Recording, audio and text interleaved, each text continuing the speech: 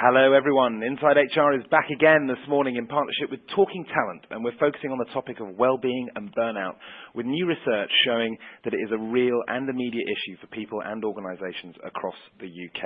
I'm James Marsh and I'm joined once again by an expert panel, but before I introduce my guests for this morning, here's a reminder of how you can get involved over the next hour with us. You can vote in our polls, and we're going to launch the first one within the first 10 minutes and get your views straight away on this topic. So you can do that by clicking on the Vote Now button, which is located at the bottom of your slide deck. You can ask us questions, and we're going to have 10 minutes at the end at least with our panel of two this morning, and you can put your questions straight to our experts, and please do that. We always get lots, and we never manage to get through all of them, but we will try and get through as many as possible towards the back end of this hour. You can rate the webinar. We really do appreciate your feedback. You can click on the Rate This button at the bottom of the slide deck as well, and you can follow the discussion on Twitter. You can find us on @HRReview or using the hashtag InsideHR. Also worth mentioning today, we're going to be talking about some research, and we've got a fantastic report from Talking Talent that you can download in the attachments as well. It's called Working Out Burnout. It's an in-depth study on this issue from Talking Talent. Please do get involved and download that as well. So who is on the panel this morning? So I'm joined first off by Rob Bravo, who is the Director of Wellbeing at Talking Talent, and he is going to be presenting to us the research findings of this report. 1,300 professionals across a wide and diverse range of industries have been surveyed in this study. Really, really interesting stuff. Rob, good morning. How are you? I'm very well indeed. Thanks, James. Good morning to you. Great stuff. Great to have you with us on InsideHR. And we've also got with us a case study from PwC and from their Senior Manager of Talent, Inclusion and Wellbeing, Sally Evans. Sally, good morning. How are you? Good morning. I'm very well, thank you, and hi to everyone. Fantastic. Sally's going to be presenting or sharing the employer experience on this topic, and her career has spanned retail, insurance, banking, professional service sectors, HR as well, and her deep specialism is in diversity and inclusion as well as employee well-being. And for the last 6 years, she's been the UK Wellbeing Leader at PwC, as well as a Fellow of the CIPD as well. So really, that's our expert panel for this morning. Great panel with us this morning, and let us take a look at the agenda for the next hour. So as I said, we're going to launch our first poll, and then we're going to talk about the business landscape surrounding wellbeing and how this is affecting UK PLC. We're also going to look at the global implications of that as well, and whether this is a global issue, which of course it is, as well as just it being a UK one. Then we're going to get Rob talking about the Talking Talent research findings, easy for me to say, before turning to Sally and getting her experience from PwC as well. We've got time for a second poll with about sort of 20-25 minutes to go before the end of the webinar. Then we're going to talk solutions. We're going to talk about what you guys can do in your organisations and individually to deal with this issue before taking all of your questions.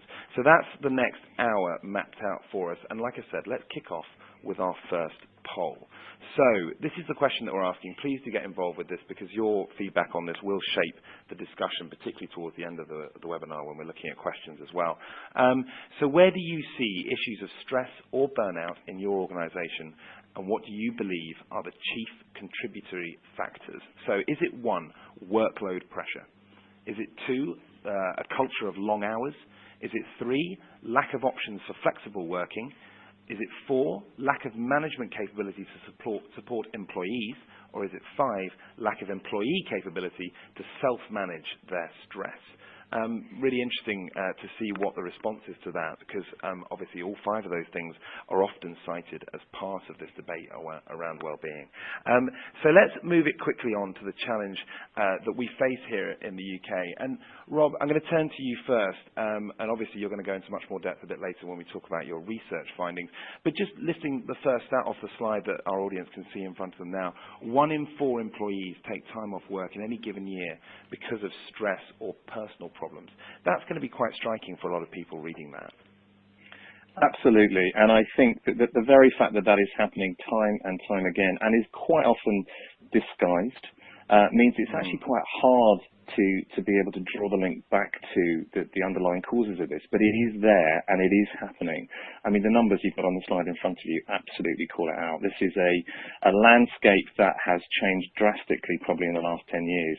there's a thought that really since 2008 the whole working landscape has changed, and it is proving to be a regular, consistent and common issue that is arising time in, day out in organisations big and small. And I think it's worth pointing out that this is not limited simply to large corporate environments. This is any UK business is struggling with the same issue in this.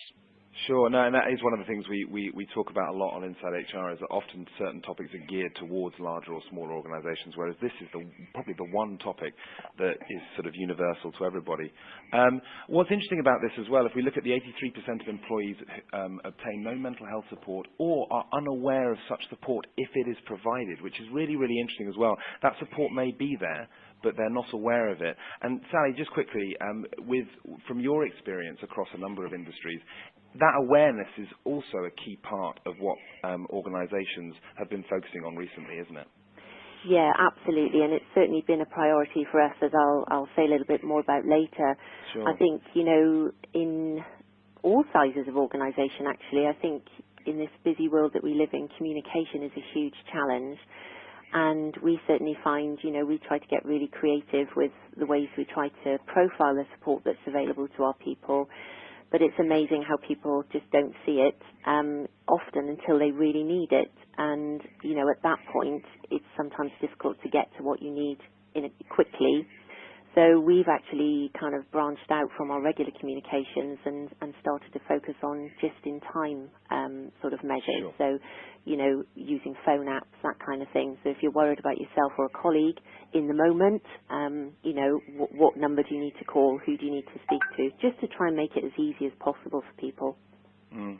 And what these stats also emphasise, I guess to both of you, is that it's not just, obviously we're looking at a medical problem, and one of the stats on there, 495% increase in UK prescriptions for antidepressants in the last 25, 26 years since 1991. So we've got a medical problem, but what we're also talking about is a productivity and economic problem, isn't it? And in that bottom stat, the cost, the annual cost to employers of sick pay being around 9 billion annually to UK PLC, Rob. So organisations should be motivated to tackle this and to confront this issue, not just because of the medical and sort of individual impact, but the impact on productivity in their organisation as well.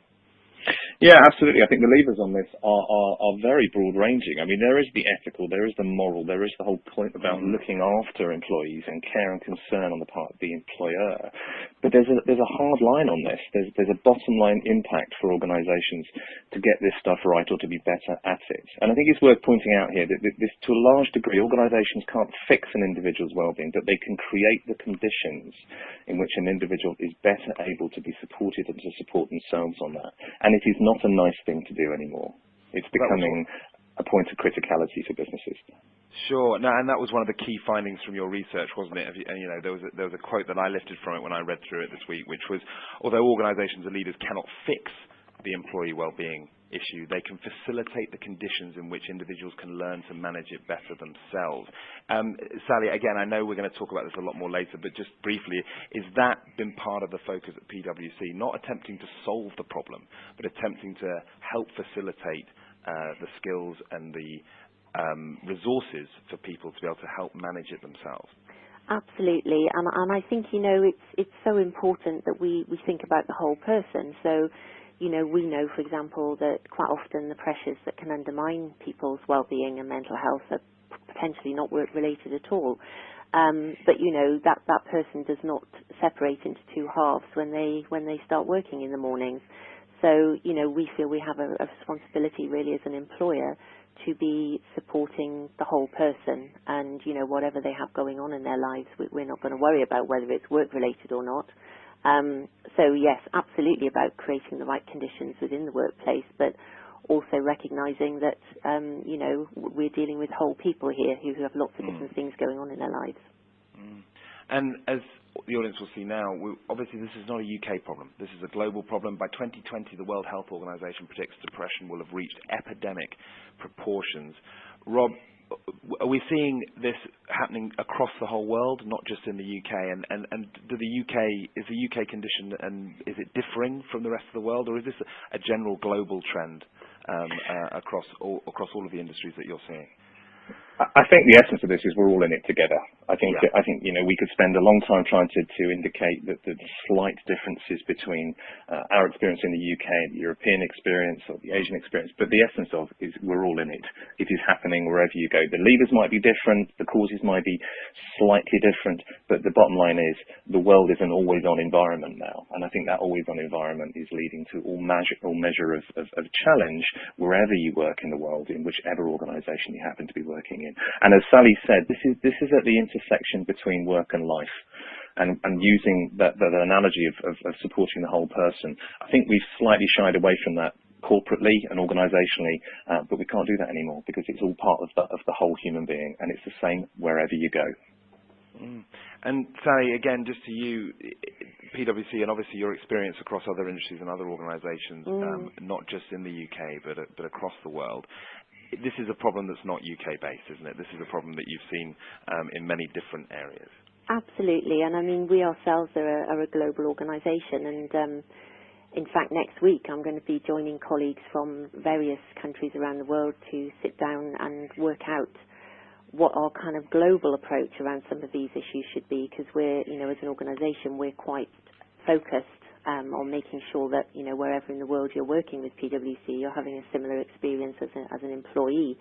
I think there are some cultural nuances that we've started to kind of uncover, certainly within our own organisation, and our perception at the moment is that perhaps, conversation and debate, not just within organisations, but within society generally, around mental health in particular, are perhaps more prevalent in the UK than they are in some countries. I mean, it's interesting talking to colleagues in the US where, these conversations are perhaps even less open than they are at the moment in the UK. But yeah, absolutely, to Rob's point, this is all of us really as part of the human experience, I think, at the moment. And yeah, we're just really interested to see what we can do to kind of move things forward in a broader sense. And that's certainly right. That there is a huge, sometimes huge cultural differences across different nations across the globe in the way that we approach and talk about well-being and stress. But yet, Rob, this is still something that, however you approach it, however you view stress and burnout, is a sort of a common experience for us in general as humans in a working environment, isn't it? Yeah, I mean, I do a chunk of work in the mindfulness space, and we talk there about the difference between human doing and human being. And I think there's a real tendency wherever you are in the world, it's about the doing rather than the being. And yet, if you spend time with someone in conversation, the human being will start to creep out. And it's that bleed from the human being and the human condition, as Sally described it, that is where you start to see these glimpses into a common sense of struggle and a common sense in which well-being is the bit that will make the difference. And in organisations where that point of differentiation still boils down to the quality of employees, that's the bit that organisations need to be thinking about working with rather than necessarily kind of hoping it'll all work itself out, if that makes sense. No, absolutely. And again, just before we move on from the slide, the bottom point there about some of the impact and some of the sort of incidental, sort of perhaps slightly random in a way, sort of, or varying sort of different impacts this can have across the business spectrum. We've got Steve Cohen, CEO of a hedge fund that who was charged with insider trading in 2013, talking about the fact that the volume of emails he received, the stress within his role was a contributing factor in what happened, and his own stress and his own well-being or lack thereof was part of his defence when he talked about why what had happened, which is perhaps, without getting into the specifics of that, it's interesting to note how wide-reaching the impact of poor well-being and burnout and stress can be, isn't it? Yeah, it is, and I think, in this instance, and again, without diving into the detail of this particular case, these are becoming sort of serious material people risks. We know that when individuals are stressed, the quality of decision-making starts to take a nosedive. And that should be, and it's becoming much more of a direct concern for organisations in the risk functions. I know in conversation with some of the regulators, this is starting to move into a space of, rather than a nice to do area, it's becoming a real need to do. And that's a really good example of how that manifests itself in the kind of the culture of, I've got more emails than you've got. I know I'm sure we've all worked in an office where we have that competition, where we've all been away for a week or a weekend, and we come back and quote the number of unread emails in our Outlook or whatever it is we use. So moving on to sort of our experience as coaches and what senior leaders can do, and the challenges that they face in terms of well-being within their organisations. Again, Rob, I just wanted to talk to you about some of what the audience are seeing now on the slide deck. Senior leaders facing a unique set of challenges that threaten well-being. Just talk us through what some of those unique challenges are. Yeah, I mean, this came from the work that we do as coaches in this space, and we were starting to see more and more themes that were arising in the work around issues of well-being. And from a leadership point of view, I mean, we specialise in working with working parents, with senior leaders, and that juggle that was required in order to bring our best selves to work, whilst at the same time recognising the responsibilities and the roles that we have. And if you're a leader, how do I model this stuff well? If you're a parent, how do I keep all of my responsibilities, managed correctly? And it is where issues of well-being start popping up, whether that's in relationship quality, whether that's in kind of the foundations of well-being around vitality and energy, whether that's around things like meaning and purpose, when people start to lose that connection with what leading a full life means for them. So we were starting to see coachees arise with more and more issues of well-being and increasing risks of burnout, that double burden, as the slide describes, of managing work and home, and feeling actually that I have permission to be that whole human being in organisations for which that is deemed to be of less value.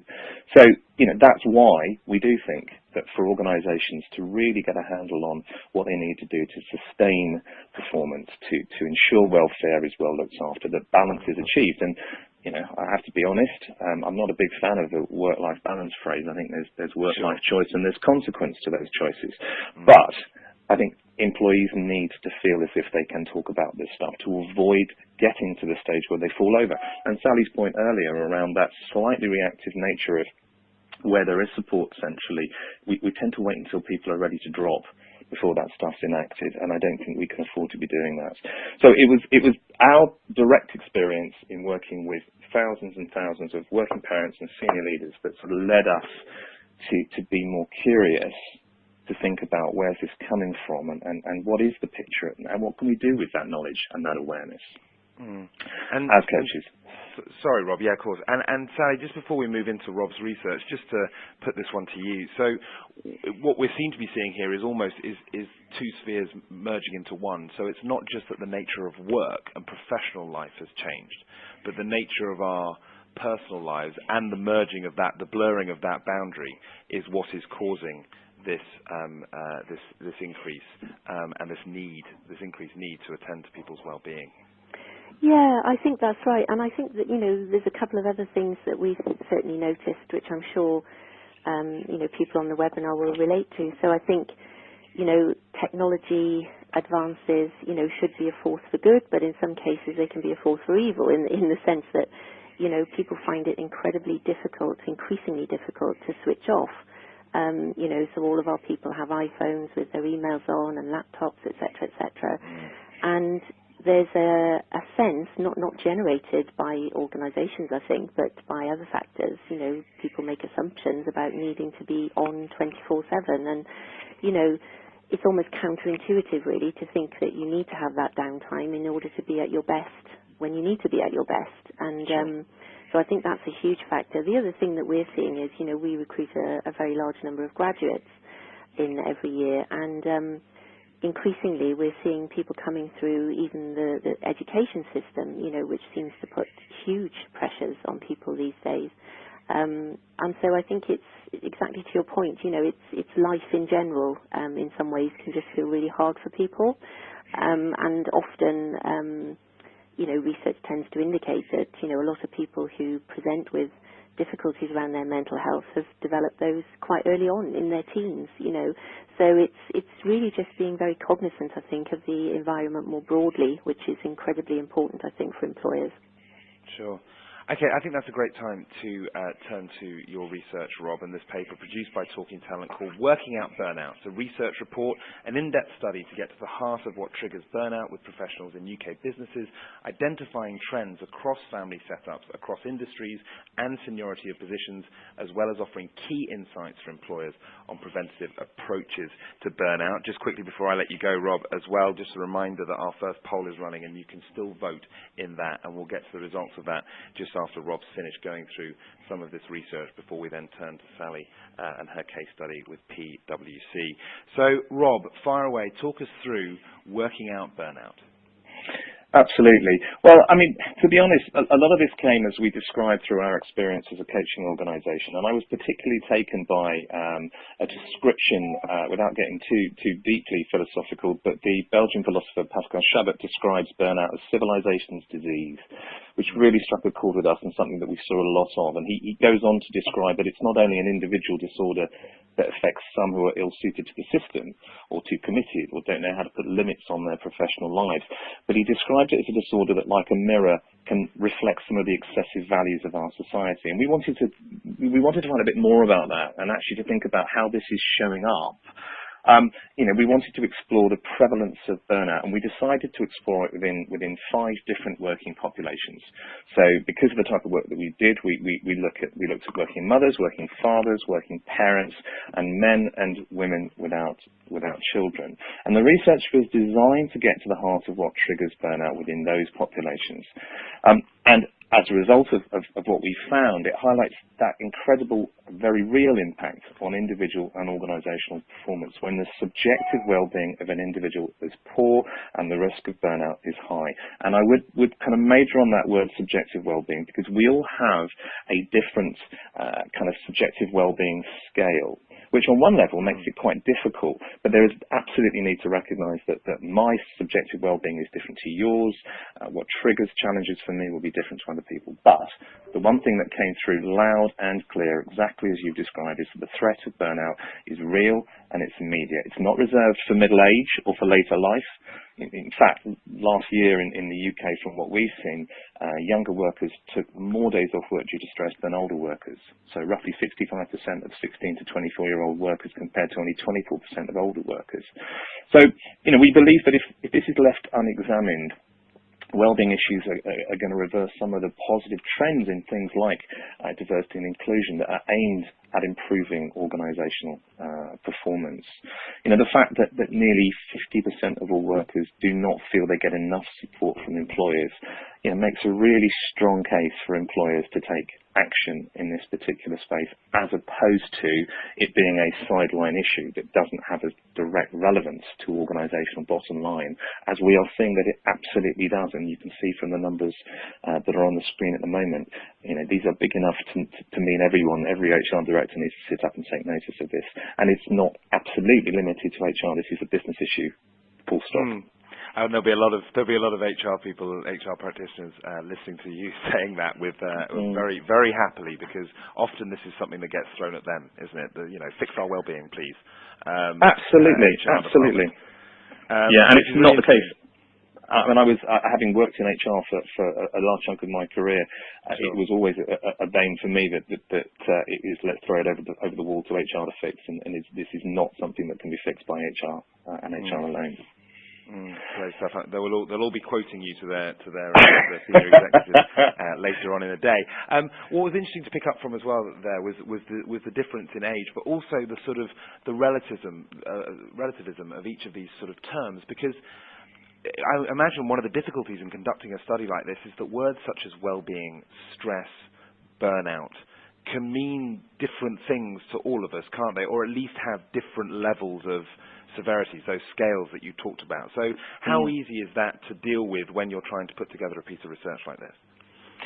Well, we began by being really clear and focused on what we meant by the phrase well-being, and it's hard to get away from that word balance. And there is a big thing here around well-being being the state you are in where you have more or less resources than you have challenges, and when that balance starts to go out of kilter, that's when the kind of the shadow of burnout starts to build. We used, for example, a nod to something called the Maslach inventory, which is a scale in which the presentation of burnout starts to appear, and we were interested to get a sense of whether that's mental or physical fatigue, whether that's what they call depersonalization or sort of loss of empathy and cynicism, or whether it's loss of confidence. So I think you can drill into that to bring some real rigor to what we're talking about in terms of an individual's experience of burnout, of stress, of well-being, in whichever way shows up most for them. And it is important to recognise that we all have different tipping points in this regard. But nevertheless, there's enough for us to be able to get a really good handle, as you can see from the numbers, on how this is showing up from the research that we've done. Okay, so 1,300 people surveyed across a wide range of professions, industries, lots of obviously working men, working women, women with children, men with children, married couples with children, people without children, whole huge cross-section. You found, let's go to what you found, which was there were three main pinch points, weren't there, in terms of what your research? Absolutely, and the first one being this idea that we were seeing working parents being kind of worn down, and that was kind of the best and quite visceral phrase to describe what we were seeing. The fact that over 2/3 of working parents felt worn out by work in the environment in which they work, and that's a good 10% higher than for all employees. And the gap is wider, interesting, for men at work. 72% of dads claiming to be physically and emotionally worn out by their work and working environment, which is compared just to 51% for working men who don't have children. And goodness me, 51% in itself is high enough. And the one I found really sad, actually, was that some 57% of those who responded believe that they're not being good enough parents or partners, this sense that I can't get it right. And that was a real tug when I saw that particular thing. So, working parents, that sense of being worn down was a major pinch point. The second one being this idea that senior managers are that squeezed middle at work, trying their very best to take from above and to model to below. 70% of senior managers feeling worn out against 57% of all workers. Even to the degree that 60% of senior managers saying they drag themselves to work and have trouble getting started once they arrive. And 50% of senior managers saying they're not getting enough support from their employers in order to be able to find a way of navigating that struggle as they sit in the middle, attempting to be the best they can for the bosses and equally to be supporting and getting performance from those that they're responsible for. So, senior managers, really, really big population in the middle of all this that are struggling to try and find the balance. And then the last one, and it's very interesting, in fact, the conversations that Sally and I have had, talk to this idea that graduates are a really big and important population to be looked at. It's not reserved for middle or later life. 3 in 5 graduates feel worn out by the type of work and the environment in which they work. And graduates feel less comfortable to reach out and actually put their hand up and say, look, I'm struggling. And a really pivotal early stage in an individual's career to be getting into bad habits early on and adopting behaviours that are not going to help them as they move through their career journey. That's really interesting, isn't it? Because we hear a lot about the younger, so we're talking about people in their 20s, and we hear a lot about the younger generation being a lot more comfortable about talking about everything, pretty much, and discussing things a lot more openly. Yet your research here has said that this is actually an area where they don't feel very comfortable speaking out and asking for support.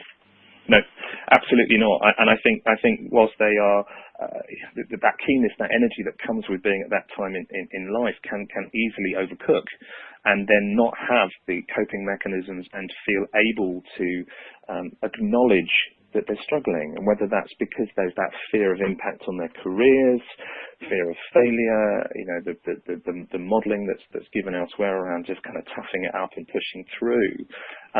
That works for a period of time, but we're in a marathon, we're not in a sprint. And I think that's the essence for this for me, is that if we demand behaviours from employees that are akin to a sprinter, where it's short, sharp bursts, and organisationally we want to be in this for the long term, we have to train people to to be resilient, to be able to have that energy over the longer term, rather than just kind of, it's burnout. It's the essence of burnout. Burning too bright too quick, and then it's gone. Okay. I'm going to get obviously some more thoughts on your research and bring Sally in as well for her case study, but right now I want to bring you the results of our first poll. So if you remember, we asked you, where do you see the issues of stress or burnout in your organization, and what do you believe are the chief contributory factors? Is it A, workload pressure? Is it B, a culture of long hours? Is it C, lack of options for flexible working? Is it D, lack of management capability to support employees? Or is it E, lack of employee capability to self-manage stress? I guess your answer to D or E might depend on where you sit within an organization. But it's interesting because we have one overwhelming response to this, which is that the main issue for stress or burnout in your organization, the chief contributing factor is workload pressure. People are being asked to do too much work. 48% of our respondents, so just shy of half, felt that it was workload pressure. Other significant results, lack of management capability came in at 21%, and interestingly, lack of employee capability to self-manage their own stress came in at 17%, with a long hours culture just 9%, and a lack of options for flexible working just 5%, which is really interesting given that we often read a lot about the demand for more flexible working and how intransigent organizations are at facilitating that. Just 5% of people cite flexible working as being the issue, 48% workload pressure. Rob, is that sort of the set of results you were expecting? I find the flexible working, the fact that that's so low, actually quite interesting. Yeah, do you know what? From the work that we do, I'm not entirely surprised on the flex point. I think there's a big difference between flex being talked about and then when the rubber hits the road and individuals look to try and find ways of doing it. I think it's harder sometimes for people to be able to find a pattern that works, and making it okay at an organizational level to ask for it is very different to being able to look at good examples of it working well. So I'm not entirely surprised about that as a low figure. Having a policy in place is a fraction of the job. You need to be able to show good case studies, model it, and the modeling piece from particularly from senior leaders, I think, is a really important one. If you're not seeing it work for others, or it not being allowed, or it being difficult, or a struggle, then the policy in its own right is not going to solve things.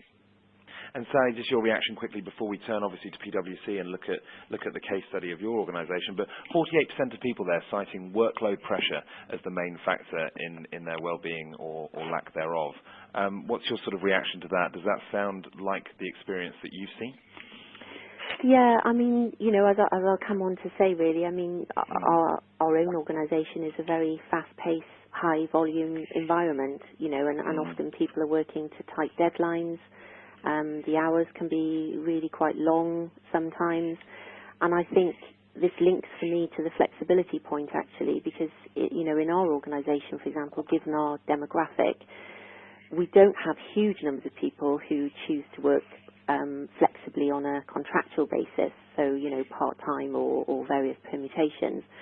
What people really are looking for is that sort of everyday flexibility, so it's that give and take. So it's things like, we worked really late last night to get this client proposal finished, so feeling empowered then to come in late the next day, or to leave early the next day, or to work from home, that kind of thing.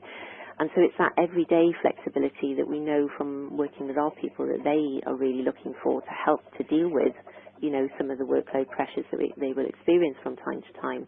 But then, of course, you're really relying on local management, local practices, to make those conversations about that informal flexibility work. And that's a real challenge. As Rob said, it's difficult making formal policies work and embed them in the business, but sometimes making informal flexibility work is an even bigger challenge, and to get that consistency and approach that we'd like to see.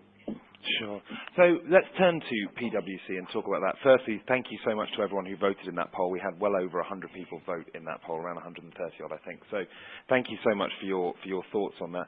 So Sally, let's turn to PwC and let's get your take on everything that Rob's research suggested there, and how you see the sort of the well-being picture within PwC at the moment. Yeah, lovely, thank you. So yeah, what I'd like to do really is really just, initially endorse that we absolutely see the potential for burnout as an issue for us as an employer.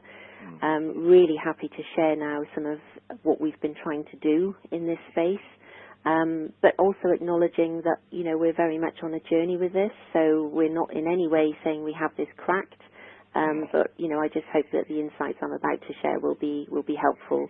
And maybe spark some thoughts and ideas and conversations. Absolutely, and we're really grateful for you doing that. And I know that everyone tuning in, we're really interested to hear what the situation is within an organisation on the size and scale of PwC as it is. So no, please do. And yeah, I think most organisations are exactly where you are in many ways. In that, I don't think any of the people that I've been speaking to think that they've cracked this issue or will do in the near future. It's always an ongoing process, isn't it? Absolutely. So taking our context, I suppose, really, as the first point. So what kind of organisation are we? What kind of challenges have we seen around this area? So we're a professional services firm. We provide accounting, tax and consultancy to a wide range of clients across the UK and also globally. And as I mentioned just now, what that means is that we are essentially quite a fast-paced, high-volume environment. We can have people working from home on a regular basis, people working away from home on a regular basis, travelling quite extensively sometimes, with sort of short deadlines, sometimes long hours to meet client expectations, and also people working across time zones, in terms of some of our global engagements that we get involved with. So quite a complex set of factors really in terms of the kind of workplace environment. And what that means is we tend to attract people to work for us who are quite driven in the first place. So people who, want to perform at their very best, very hungry for challenge and development. And in some ways, these individuals will put as much pressure on themselves as anything else. And there can sometimes be almost a lack of what I've called self-compassion around, feeling, well, this is just how it is, this is what I have to do, everyone else seems fine, so it must be me, you get into that kind of... Sort of a suck it up and get on with it kind of culture, isn't it? Absolutely. So that's a kind of a real challenge for us. And the other thing I've picked out is, our absenteeism rate, so people who actually become absent from work and, register as sick, is very, very low. So for us, this is more about presenteeism. We know from the data that we do get from things like our partners, where we have an EAP line that's run by one of our health providers. So we're able to analyse, why are people calling? What are the reasons why people do go sick when they go sick? And we know that the overwhelming reason for both of those is around mental health, to do with stress, anxiety or depression in some cases. And yet, people are still turning up to work every day in a lot of instances, but just not bringing their best selves, or bringing part of themselves essentially. And curiously, going back to what we were just saying about flexibility, we have a very flexible work environment. So, people can work, as I said, from home. They're unlikely to be in the office on a regular basis in many roles. And yet that sort of agility in working can sometimes mask the issues, because, somebody doesn't have to say, I'm not feeling well today. They can just say nothing. We can't see them. We're not necessarily talking to them. As long as they answer the odd email, sort of everyone sort of thinks that everything's fine and everything carries on as normal. Absolutely. So this is contextually quite an important kind of backdrop for us, really, and it's really informed the way that we've tried to approach this whole issue. Just thinking about those sorts of factors. So for us, we felt, first and foremost, it was very important that we were acting in what we call the preventative space. So back to what we were saying earlier, not waiting until people are already in trouble, to pick them up. Let's see what we can do to make sure that doesn't happen in the first place. So we've implemented a number of things already, and there are some new things, that we're currently embarking on. So the area that we've probably delved most deeply into so far is around what we're calling resilience. We have our own definition of resilience. It's around energy management, linked to performance, crucially. So for us, there's a really strong business case about why we do this. So, it's not just that it's the right thing to do. It's commercially important that we do it as well. At the end of the day, in our line of work, our people are our product, essentially. So, the quality of our people is what drives our business. And we need them to be firing on all cylinders and keeping themselves well. So we've actually developed a whole suite of resilience training ourselves. We have a team program. For us, we felt that the best way to change behaviour in terms of people's everyday working practices was to work with teams. And so we have run this program on a targeted basis. It's continuing. We've covered about 4,500 people so far. And the outputs of this training that we deliver is really to get very practical and pragmatic about everyday working practices. So the teams come up with light touch action plans that they then embed into how they work together every day. And it impacts a whole range of factors, including relationships, how they interact with each other and with the client. And what we're finding is that this is having the knock-on effect of really helping in tackle areas like burnout, because it really encourages those conversations within teams about what's happening, how people are feeling, how they're coping, etc. So that wasn't necessarily our prime aim in running the programs, but it's definitely been a very, very useful, kind of output. Sure. We then went a stage further, and we see resilience really as a key business performance and leadership skill. So it's absolutely embedded in what we talk about in terms of our professional capabilities to work within the organisation. And so we've had an opportunity to create a suite of training that starts from when people join and then builds as they move through their careers. And it's a mix of e-learning and face-to-face training. It gets kind of deeper and more intense in a way as you move through. But again, we really feel it's incumbent on us to be seeing this in that way as a skill, like any other business skill really, that we need to be providing inputs around. Back to the challenge we mentioned earlier about, you create lots of things in organisations. How on earth do you make sure people are aware of them and using them?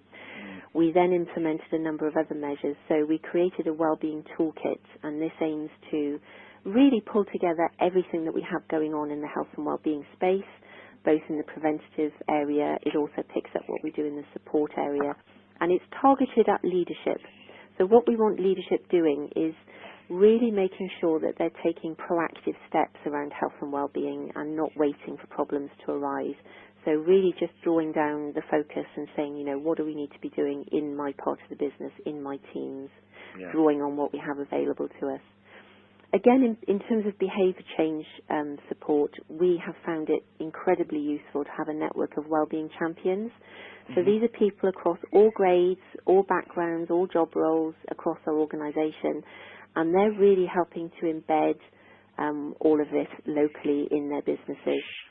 They also act as an incredibly useful feedback loop. So, the conversations that they have in an anonymised way are fed back to us as themes. So we get to know what's landing well, what's going on the ground, what more do we need to be doing. I wanted to mention our Green Light to Talk campaign as well, which we launched last year and ran again this year. And this is really our kind of one of our main themes or flagship initiative, I suppose, under our mental health campaign, which we run as a distinct programme within our overall health and wellbeing offer. And this has really been all about, increasing the conversation and the openness around things like, how am I feeling? Where am I at? On the spectrum, as it were, and back to Rob's point, we're all different, so we've all had different experiences and thresholds. And really just trying to open up what really has been quite a taboo subject, I think, generally within this space. And last year we sort of launched it. We wanted our people to wear green ribbons, which we provided across all our offices in the UK, on a particular day during Mental Health Awareness Week that we called Green Light to Talk Day, to show they were happy to have conversations and to encourage those conversations. And then we sort of stood back and crossed our fingers and hoped that that would work. We'd obviously done a lot of communication and engagement around it. But we were really amazed because 12,500 people across the UK wore ribbons. Fantastic. We got photographs of, sessions and conversations and accounts, etc., that people fed back. And about 3.4 million people got to know about it on social media because our people tweeted about it, etc., and shared it externally. And so that's become our kind of strapline, I suppose, particularly around the mental health awareness subject. And we run, for example, all of our communications around this, use that strapline. So each month we focus on a different topic, green light to talk about such and such. And the feedback on that has been very, very powerful. That sounds fantastic. Sorry, quickly, I just want to say we've got about 15 minutes left, and just to our audience, we are going to get another poll out of you very quickly as well, very shortly. But Sally, if I could just move you on to talking a little bit about, some of those measures sound really, really interesting, and I know we could do a whole hour about just those, I think, because they sound fascinating, some of the initiatives and events that you guys have been doing, as well as the toolkit as well. Just talk to me a little bit, talk to the audience a little bit about monitoring and how you've measured the success of some of those initiatives. Of course. So we've done the kind of obvious things, I suppose, such as develop a wellbeing dashboard where we can track hotspots where intervention is required, and that captures all the usual metrics that you would imagine in the kind of health and wellbeing space. But I think what's been more relevant for us is to really get draw out more in-depth insights from our employee engagement survey. So we've spent quite some time developing a wellbeing index. We've taken 18 questions out of our survey that we've mapped against our kind of wellbeing models that we've developed internally. And so from that, we're able to see what's going on for our people, really, because I think the quantitative data is really important, but often the real story is in the qualitative data in our experience, and it's in the verbatim comments that you get. It's in the correlated responses in this index that we can really start to dig into what's going on with people. So I think just talking about that qualitative data, Sally, sorry to interrupt you again, I just need to cram this in before we finish off. So I just want to let our audience know about this poll. This is running live. You can click on the vote button whilst you're listening to Sally give her a fascinating insight into PwC. You can click on the vote now button and take part in our second poll, which is, what do you see as the biggest challenge to tackling wellbeing issues in your organisation? Is it A, a lack of budget? Is it B, clarity around ownership for the wellbeing agenda? We already talked about it being thrown at HR. Who's owning that agenda? Is it C, gaining sufficient senior business sponsorship for any approach, getting that buy-in? Is it D, managers' capability to support wellbeing issues on the ground? Or is it E, a culture that's preventing engagement with the subject of wellbeing?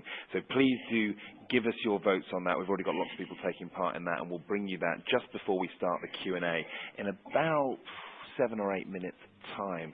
So sorry to cut you off, Sally. People are going to be voting that while they're listening to you.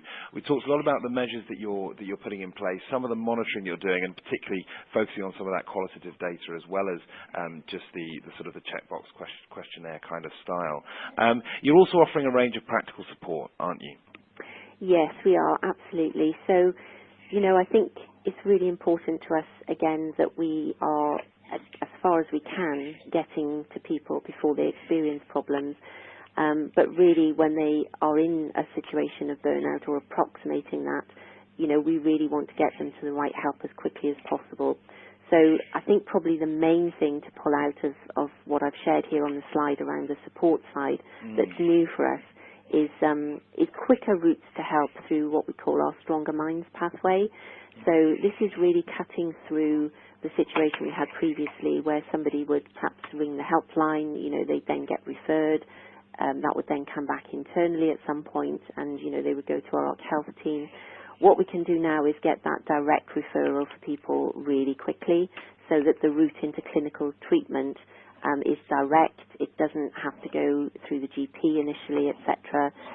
So it's quicker, it's in the moment, and it's hopefully tackling problems, at the earliest possible stage. Sure, I'm sure chopping out that leg with involving going to the GP, I'm sure saves a huge amount of time, and it's something that occupational health and HR, etc., and managers as well are really keen on. Thank you so much for that, Sally. Obviously, just a reminder, Sally Evans is the Talent, Inclusion and Wellbeing Senior Manager at PwC. Really, really fascinating insight. Rob, if I can turn back to you, just your quick reaction before we move on to talking about some solutions to what you've heard from Sally there, and whether that represents typically what a lot of organisations like PwC are doing around this issue, or what you'd like to see them doing in the coming years. Yeah, I mean, all credit to PwC and Sally's team particularly, because I think that PwC are doing a lot more than we are hearing in a vast majority of organisations who, to some degree, are still in the kind of the foothills of this particular subject. And just looking at some of the practical support, the preventative measures, the way in which PwC are looking at monitoring this, because you have to keep checking in to see whether this stuff is working, and equally you have to know in your heart of hearts you're doing the right thing, full stop. And I think to have that backing and to have that support, and I think the education piece, you'll see a little later on, I think this is a huge element in which organisations can be better at, which is making this kind of conversation more normal, rather than it being hidden away in a corner. So, whether it's Green Light to Talk, those kind of initiatives that will change culture in time, but it takes time. And I think you need that resilience, you need that persistence, you need to be a broken record on the subject if you really want things to change. And that moves us very neatly, Rob, doesn't it, into talking about solutions and being solutions-focused. And the slide that the audience can see now, big statement on there, which says the biggest threat to building an engaged workforce in 2017 is employee burnout. So what can we do? What are the solutions that the people listening now within management and HR teams across the UK can start thinking about and focusing on to try and avoid that problem? Yeah, I think that the big one for me is this word proactivity. I think for too long, perhaps there's been an essence that all we really have to do is provide that fallback, that reactive response to things when it goes wrong. And I think we have a tendency organisationally maybe to look towards the more acute end of burnout and stress, when people really are on their knees. And actually the trick here is to be active in this well before that happens. It's about changing the base level behaviours within organisations, within the ways in which leaders show up, the way in which leaders are prepared to show their own ways in which they manage their well-being. Back to the point around graduates, actually instilling this as part of a management toolkit much earlier in someone's career, rather than indeed waiting until they get to a particular point where things are just too much. And that sort of plays to the point around this idea of creating the conditions. The way you create conditions are by getting those management capabilities in place, by getting individuals more comfortable to talk about this subject and not feel as if I'm not qualified to talk about someone's well-being because it touches on the outside of work stuff, and that's not what we're here to talk about. I think it's recognition of that holistic piece around the whole human being that Sally talked about earlier on, making that a really critical part of what organisations do. Well, exactly that. And I was about to turn back to Sally and say that very much echoes what you were saying, Sally, about it being a preventative strategy, not a reactive one. Absolutely. And, as I said earlier, this is clearly the right thing to do, but it makes perfect commercial sense. Why wouldn't an organisation want to support its people, in staying well? And there's a good opportunity here as well to point you towards the attachments again. Obviously, you can download the full report, Working Out Burnout from Talking Talent, which will break down all of the results and research findings that Rob has very eloquently talked us through earlier. But you can also get guides, information from Talking Talent's website as well as an address there, as well as HR Review and InsideHR resources on there as well on our website. So please do get involved if you want to find out more about this issue. We are sadly running very short of time, and I know we could have done 2, 3, 4 hours on this, but we've just got the 7 minutes left. So what I'm going to do is I'm going to quickly bring you the results of our second poll. I know we didn't give you much of a window to vote there, but we've still got just over 100 votes in there. So thank you so much. 99, in fact. Out on 99. What do we see as the biggest challenge to tackling wellbeing issues in your organisation? Was it A, lack of budget for systemic wellbeing change programs? Was it B, clarity around ownership for the wellbeing agenda? C, C, gaining sufficient senior business sponsorship for any approach, that buy-in that we always talk about on InsideHR? Was it D, managers' capability in supporting wellbeing issues on the ground? Or was it E, culture preventing engagement with the subject of wellbeing? And this is a much less clear result, guys. We've got 17% saying it's a lack of budget, 7% saying it's lack of clarity around the ownership of wellbeing, 24%, just under a quarter of the audience, saying gaining sufficient senior business buy-in. I think that might be our first question to Sally when we finish this here. 33%, a third, are saying managers' capability, devolving this to line managers. Again, another topic that we talk about a lot on InsideHR, whatever we're talking about. HR, the community, and the senior management community often get this, but it's devolving it down the line to managers on the ground. That's very, very difficult. 18% saying that there's a culture around talking about engagement issues, preventing that conversation taking place. So a huge mix of results there, and I'm going to put the first question to both of you, and it's going to, firstly to Sally. What PwC is obviously doing right now, and from the insight that you gave us, is quite advanced. And as Rob said, we'd like to see lots of organisations making the kind of preventative efforts that you're making. How easy was it to get that buy-in from your senior management and get them to go along board with this, and it to be a sort of really holistic approach and strategy to this at PwC? Right, so it wasn't a walk in the park. Sure. To start with, our business case, it's important to say probably, was absolutely about performance. So we weren't making a case that felt welfare in its orientation, which I don't think would have got us very far. So it was really about, engagement levels drives a huge amount of what we do around people in our organisation. Then we were able to link increased levels of well-being with increased levels of engagement and hence individual and organisational performance. So that was really the kind of commercial case. The other point I would say is that we didn't get sign-off to go out and change the world at the beginning. We've been at this now, developing this over the last 4 years or so, 4 or 5 years. And we have done lots of pilots. So what I have found works really well is, getting the buy-in to try something new, in a small, measurable way with the business, and then build out from there. So I would say those are the two characteristics, a really strong argument that links to the bottom line about what you're doing or aiming to do, and then potentially not trying to go too big to start with, but to sort of build it up. Okay, quick question for Rob here coming in. How many people contributed to the research and across what type of industries? Well, I know we already said that there were 1,300 respondents to your survey, but just talk us through the kind of industries and the kind of demographics that you were looking at, Rob, just quickly. Sure, no problem. So we looked at a range of different industries, from professional services. I won't list them all out. They're all in the report, but there's a good dozen different sectors that we worked on, with a focus on kind of the professional sector. So whether it's legal, HR, IT, telecoms, finance, a good range. And within that, we had a chunk of working mums, a chunk of working dads, a chunk of women without children, and working men without children. So we tried to be as broad as we possibly could, but within a good sector spread of industries in which we used. Absolutely, and as Rob said, you can go and download that report and see a full breakdown, so please do get involved with that and by clicking on the attachments button. And we've got time for 2 more questions. I've got one for each of you.